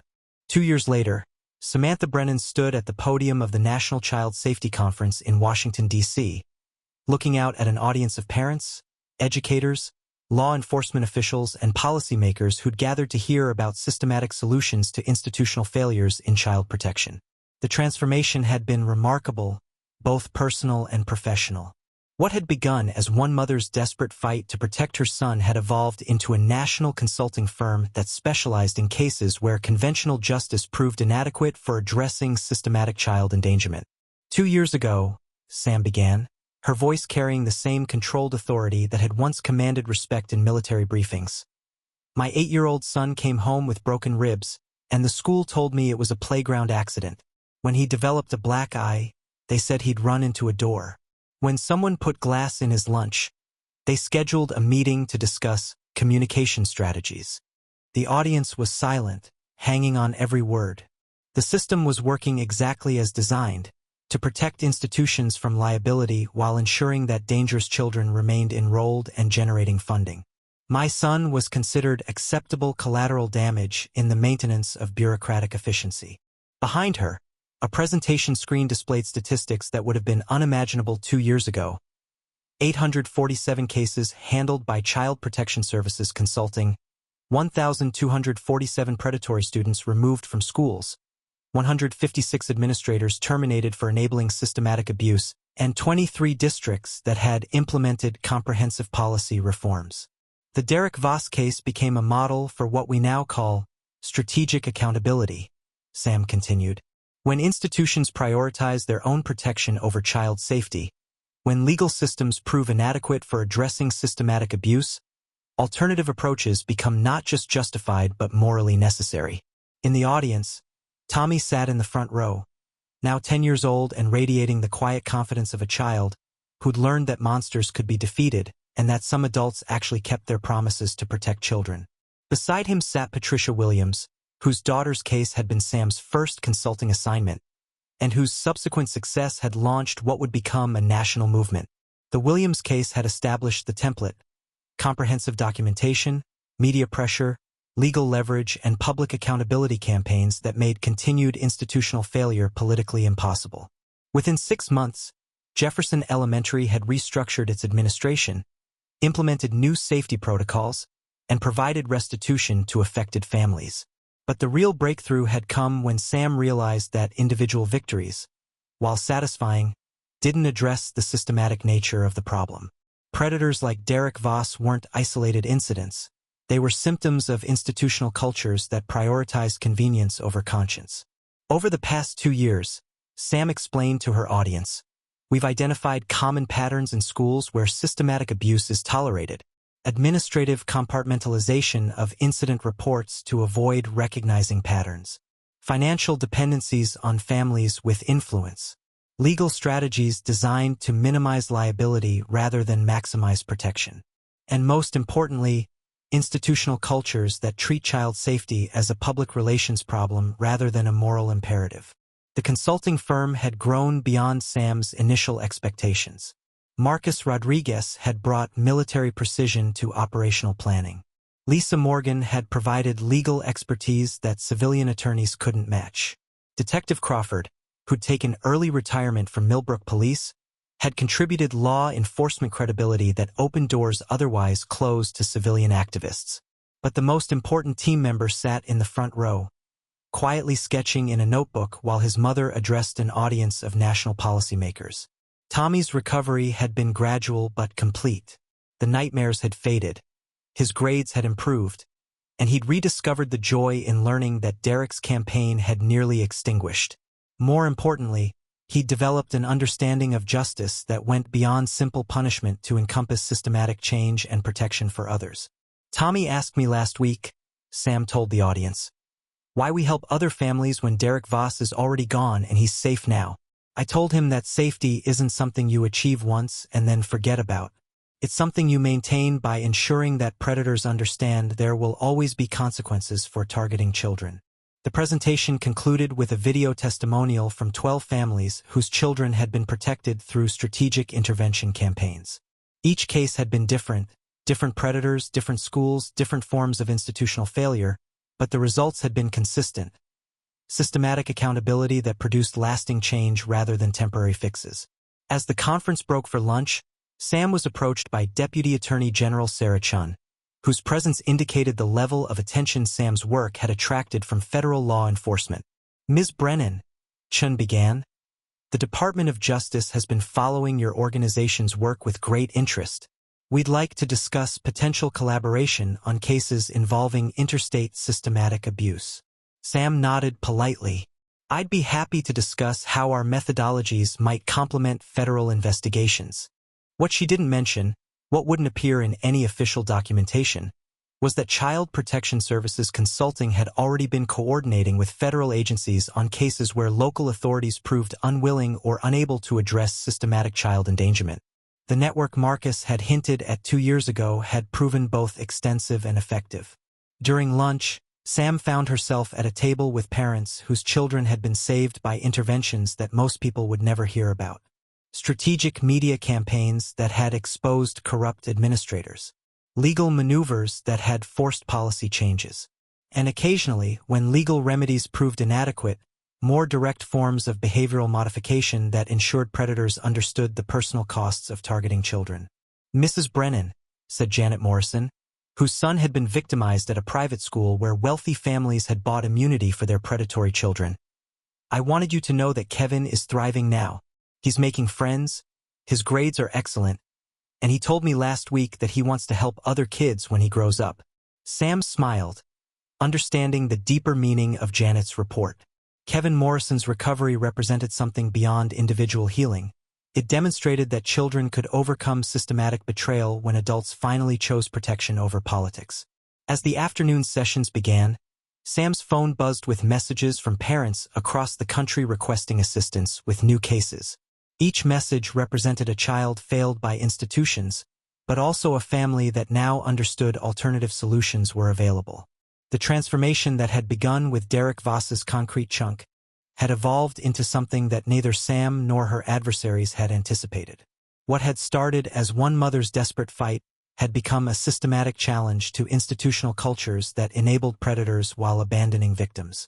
Tommy joined her as the conference concluded, his notebook now filled with sketches of adults who dedicated their lives to protecting children they'd never met. Mom, he said as they walked toward their hotel. Do you think Derek ever figured out what he did wrong? Sam considered the question carefully. Derek Voss was now 14, enrolled in a residential treatment facility that specialized in aggressive behavioral disorders. His progress reports indicated mixed results. Intellectual understanding of appropriate behavior combined with persistent antisocial tendencies that suggested limited capacity for genuine rehabilitation. I think Derek understands that his actions had consequences, Sam replied. Whether he's truly learned to value other people's welfare is harder to determine. What about his dad? Did he learn anything? Nathan Voss had lost his auto repair business, his political connections, and his reputation after Detective Crawford's investigation had revealed years of systematic corruption involving child endangerment cases. He'd avoided prison through a plea bargain that included financial restitution to affected families. But his influence in Millbrook had been permanently destroyed. Sometimes, Sam told Tommy, people only learn when the cost of not learning becomes too high to ignore. As they reached their hotel room, Sam reflected on the journey that had brought them from a playground confrontation to a national conference on child protection. The woman who'd once tried to solve problems through PTA meetings and parent-teacher conferences no longer existed, replaced by someone who understood that meaningful change required strategic thinking, tactical execution, and absolute commitment to mission completion. Her phone rang, displaying a familiar number. Colonel Rodriguez speaking, came Marcus's voice. We have a situation in Portland that requires immediate consultation. Systematic abuse at 3 schools, administrative cover-up, and local law enforcement compromised by political pressure. Sam looked at Tommy, who was arranging his conference materials with the same methodical precision she'd once used to prepare for combat operations. How many children affected? She asked. 47 confirmed, possibly more. Parents are organizing, but they need professional guidance to avoid the mistakes that allow institutional systems to outlast public outrage. Understood. I can deploy tomorrow. As Sam ended the call and began planning her next mission, Tommy looked up from his notebook. Are you helping more kids? He asked. Yes, sweetheart. Always. Tommy smiled, the expression of a child who understood that some adults actually kept their promises to protect children, and that justice was something you created rather than something you waited for others to provide. Outside their hotel window, Washington, D.C. sparkled with lights that represented power, influence, and the machinery of government that was slowly learning to prioritize child protection over institutional convenience. But the real victory wasn't in conference halls or policy papers. It was in the quiet confidence of a 10-year-old boy who'd learned that monsters could be defeated, that systems could be changed, and that his mother would never stop fighting to ensure that no child faced what he'd endured alone. The war that had begun with Derek Voss's concrete chunk had evolved into something larger and more important than personal protection. It had become a systematic campaign to ensure that predators understood one fundamental truth. Children were not acceptable collateral damage in the maintenance of adult convenience. And Specialist First Class Samantha Rodriguez, now operating undercover as suburban mother and child protection consultant, was exceptionally good at her job. The mission continued. Up next, you've got 2 more standout stories right on your screen. If this one hit the mark, you won't want to pass these up. Just click and check them out.